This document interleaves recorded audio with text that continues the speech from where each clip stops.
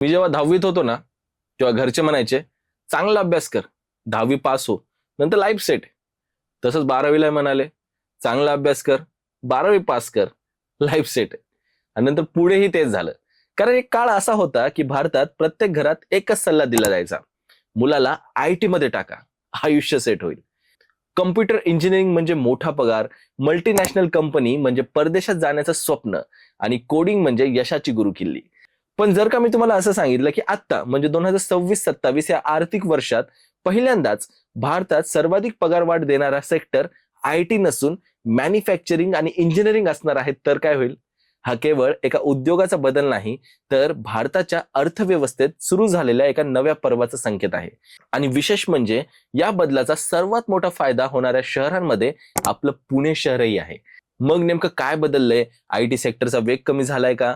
AI यामागचं खरं कारण आहे का? आणि जर का तुम्ही विद्यार्थी असाल, इंजिनियर असाल किंवा करिअरची दिशा ठरवत असाल, तर हा व्हिडिओ शेवटपर्यंत नक्की बघा.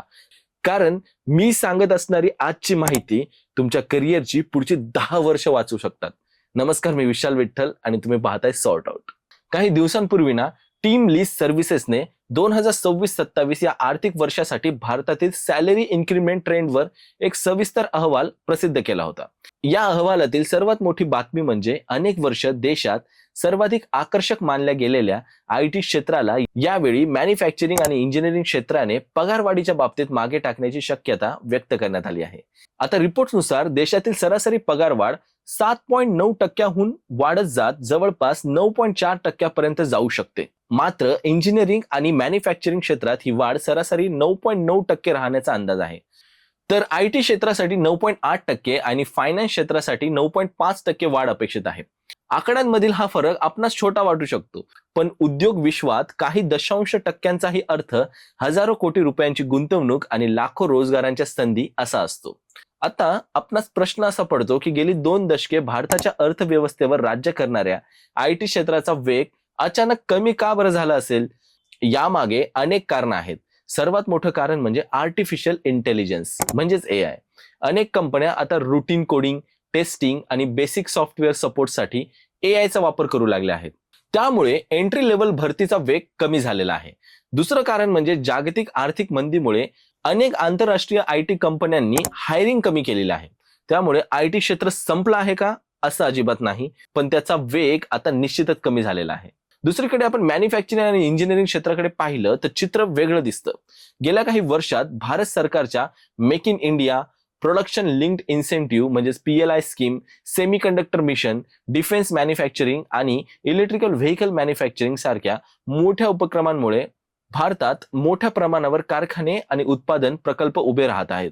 ऍपल पासून टेस्ला पर्यंत प्रत्येक जागतिक कंपन्या भारतात उत्पादन वाढवण्याचा विचार करत आहे.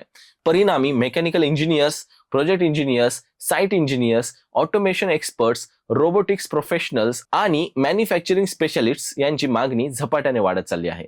रिपोर्ट्सनुसार प्रोजेक्ट इंजिनियर्ससाठी सरासरी 10.7% पगारवाढीचा अंदाज आहे.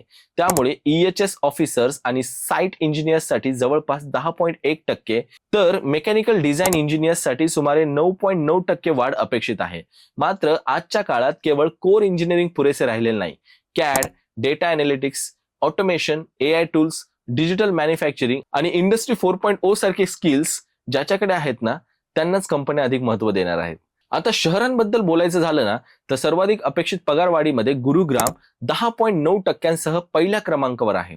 त्यानंतर कोईम्बतूर 10.8%सह दुसऱ्या स्थानावर आहे. विशेष म्हणजे हैदराबाद आणि आपलं पुणे हे दोन्ही शहर जवळपास 10.1% अपेक्षित पगारवाढीसह देशातील अव्वल शहरांमध्ये आहे. पुण्यात automobile, defence, electronics, semiconductor, research आणि इंडस्ट्री 4.0 क्षेत्रात मोठ्या प्रमाणात गुंतवणूक होत असल्यामुळे पुढील काही वर्षांमध्ये रोजगाराच्या संधी आणखीन वाढण्याची शक्यता आहे.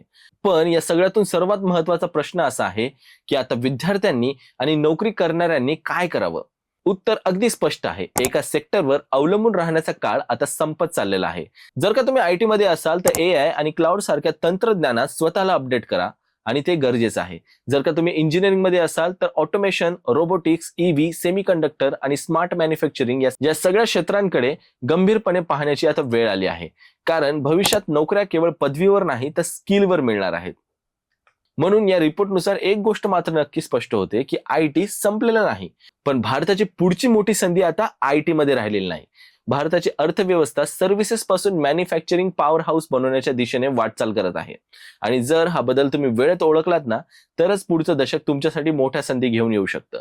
तुम्हाला काय वाटतं, खरंच भारतात मॅन्युफॅक्चरिंग हे पुढचं मोठं करिअर डेस्टिनेशन होणार आहे का, की IT पुन्हा एकदा जोरदार कमबॅक करू शकतं? तुमचं मत मला कमेंटमध्ये नक्की सांगा. व्हिडिओ आवडला असेल तर लाईक, कमेंट आणि सबस्क्राईब करायला विसरू नका. धन्यवाद.